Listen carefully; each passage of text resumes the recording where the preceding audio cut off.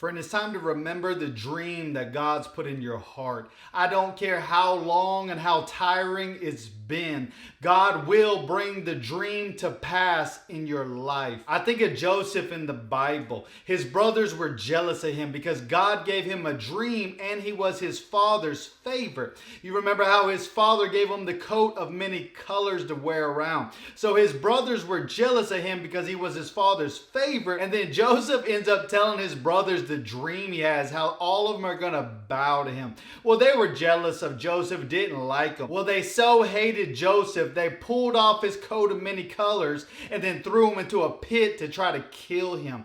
Well, they ended up selling him into slavery. So Joseph goes to Egypt. He's in a foreign land. He doesn't know anyone and he's in slavery. Well, he ends up in Potiphar's house. Potiphar's wife lies on him, has him thrown into jail, and now Joseph's in jail in a foreign land. Like it could get any worse. Well, it looks like everything in Joseph's life is going the opposite direction of what God's promised him. Have you ever felt like this in your own life? Joseph's brothers were against him, tried to kill him, ripped his coat of many colors off him because they thought they could stop the dream from coming to pass. You ever felt like everything was backwards? Those you loved, those you trusted turned against you, went against you, tried to stop your dreams. They spoke down on your dreams, tried to curse your dreams. It just felt like all life was against you, like you were going the opposite direction of what God promised you. But we see here, Joseph ends up getting called in to interpret Pharaoh's dream. And through this, Joseph goes from prison to prime minister overnight. Pharaoh sets Joseph up as second in command over all of Egypt. So it looked like everything was going the opposite direction, like Joseph's dream would never come to pass. But God, through his sovereignty, through his providence, saw everything that was going to happen to Joseph, and he orchestrated everything to elevate Joseph above his enemies. See, his brothers thought they could stop the dream from coming to pass. They thought, we'll rip his coat of many colors off and we'll take his favor. But they didn't understand the favor of God was on Joseph, not on his coat. It didn't matter what anyone did to Joseph. God elevated Joseph, and Joseph still got to his destination. The dream still came to pass. I don't care who's against you. I don't care what your haters think. I don't care what anyone has done to try to stop you. God will see to it that the dream comes to pass in your life, friend. Don't you give up. Don't you walk around depressed and defeated. God will see to it that he brings to pass everything he's promised you. What he started in your life, he will complete. He will finish, and he will take everything that was done to you and use it for your good. So we see there's a famine in the land, and now Joseph's brothers come into Egypt and search for food. Well, they don't recognize Joseph, and they come and bow before him. This was in Joseph's dreams. He saw his brothers and family bowing before him.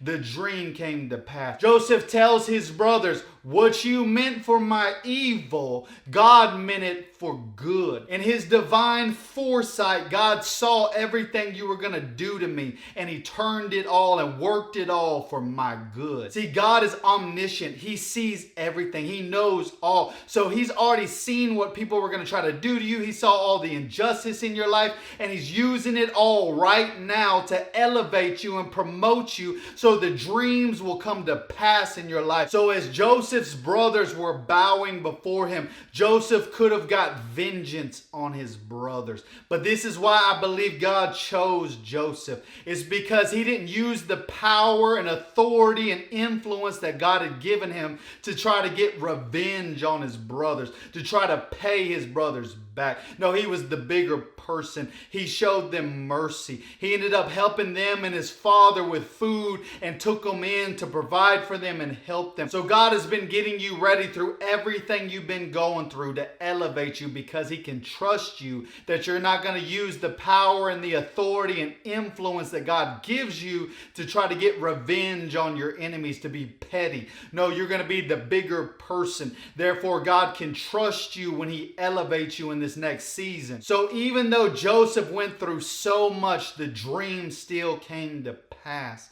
So Joseph had two sons, and one he named Manasseh, and it means God has caused me to forget. All he'd been through, God had caused him to forget it when he elevated him and blessed Joseph. See, everything you've been through, when God blesses you in this next season, it's going to cause you to forget it all, friend. You're going to be so blessed, so happy, so in love with the spouse of your life, so happy with the blessings and riches that God brings in your life, you're going to forget the pain of the past. And his other son's name was Ephraim. And he says, God has made me fruitful. He has prospered me in the land of my suffering. See, everything you've been through, friend, God is using it now to elevate you and prosper you. He's taking what the enemy meant for your evil and he's turning it for your good. So you're fruitful, you're blessed, you're prosperous. You forget the pain of the past because you're so happy and blessed and overflowing with God's prosperity and favor on your life. So Joseph goes then to see his father Jacob. And Jacob's rejoicing because he thought he would never see his son Joseph again. Joseph lines up his two sons in front of Jacob for Jacob to declare the blessing over them. So Joseph puts Manasseh in front of Jacob's right hand because the right hand symbolized the greater blessing.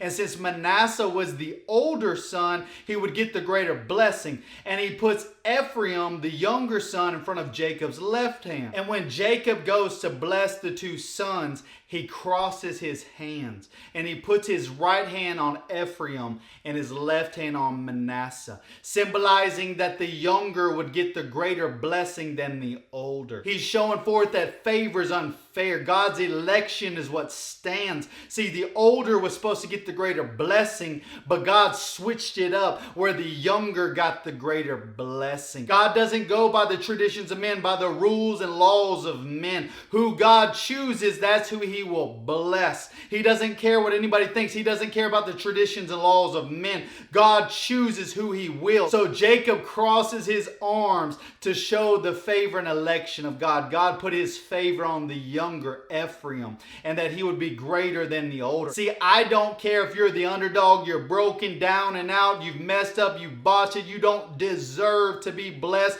in the eyes of others. God is about to cross his arms and elevate you and promote you. The last will be first and the first will be last. God overthrows the plans and rules of men. See, when Jesus opens this next door in your life and elevates and promotes you, he's going to blow everyone's mind. Everyone's going to be like, they don't deserve it. We saw where they came from. We know their mess ups and screw ups. They don't deserve to be blessed, but it's by God's election. God's not asking anyone else's opinion when he elevates you in this next season. It's by his grace, mercy, and favor on your life. It's his election, his predestination of your life. It's funny that Jacob crossed his arms and showed unfair favor to the younger, because if you remember, Romans 9 says, according to God's election, God chose Jacob in the womb of Rebekah over Esau before they were born. Before they could do any good or evil, God chose Jacob to be blessed and chosen